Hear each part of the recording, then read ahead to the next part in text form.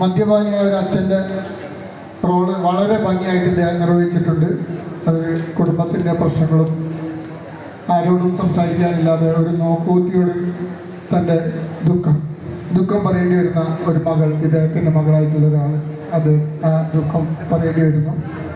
അത് ഈ അച്ഛൻ്റെ കഴിവുകേട് അല്ലെങ്കിൽ അച്ഛൻ്റെ മദ്യപാനം കൊണ്ടാണ്. ആ ഒരു ദുരന്തത്തിന് നായകനായി അഭിനയിച്ച, ദുരന്ത ചിത്രത്തിന് നായകനായി അഭിനയിച്ച ഈ അബ്ദുൽ സലാം അദ്ദേഹത്തിന് ചന്ദ്രേട്ടൻ അവാർഡ് സമ്മാനിക്കുകയാണ്.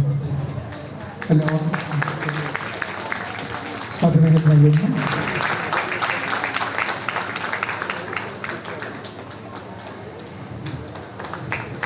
അടുത്തായി നമ്മൾ ക്ഷണിക്കുന്നത് അഖിലൻ്റെ സൂത്രവാക്യം എന്ന സിനിമയ്ക്കാണ് അംഗീകാരം നൽകുന്നത്.